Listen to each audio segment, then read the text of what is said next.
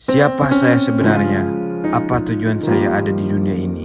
Apa manfaat dari hidup saya? Pertanyaan-pertanyaan tadi itu sebenarnya normal-normal saja.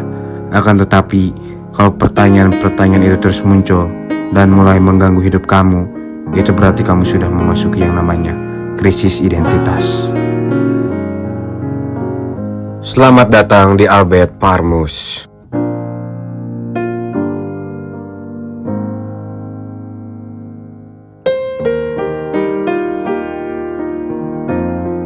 Krisis identitas itu bisa dialami siapa saja pada usia berapa saja. Jadi, enggak melulu terjadi pada usia remaja atau parubaya. Setiap orang, walaupun hanya sekali dalam hidupnya, pasti pernah bertanya-tanya pada diri sendiri seperti halnya pertanyaan-pertanyaan awal tadi. Krisis identitas ini pertama kali dipopulerkan oleh seorang psikoanalisis sekaligus psikolog perkembangan bernama Erik Erikson.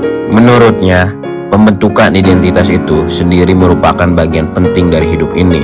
Tidak bisa dipisahkan dari hidup seseorang karena setiap orang harus punya identitas kan?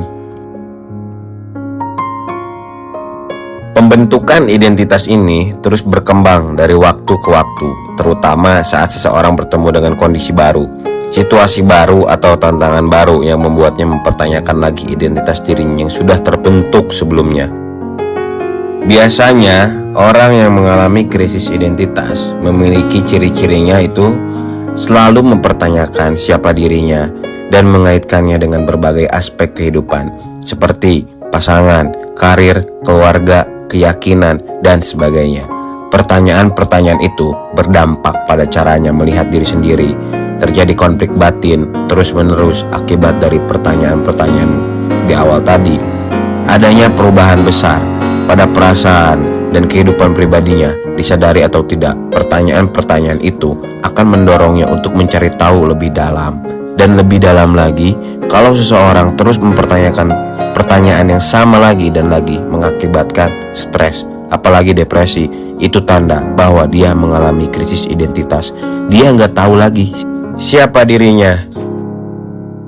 Lebih jauh tentang penyebab krisis identitas, kebanyakan disebabkan oleh tekanan hidup yang besar dan mengakibatkan stres atau depresi, seperti peristiwa traumatis, kecelakaan misalnya, kehilangan pekerjaan, kehilangan orang tua, punya anak, pindah rumah, dan masih banyak lagi bisa membuat seseorang mempertanyakan lagi identitas dirinya.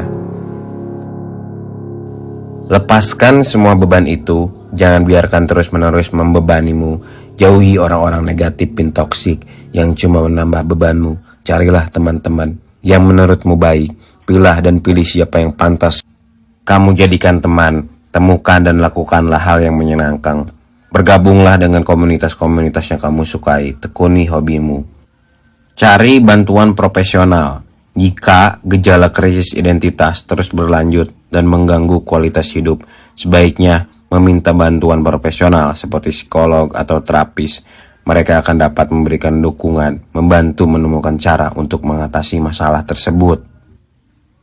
Krisis identitas adalah suatu kondisi di mana seorang mengalami kebingungan eksistensial dan kekosongan dalam memahami siapa dirinya, siapa aku. Gejala yang dapat diidentifikasi antara lain kehilangan arah dalam hidup, tidak memiliki keunikan atau kelebihan yang spesifik, tidak yakin akan keputusan yang diambil, dan perasaan negatif.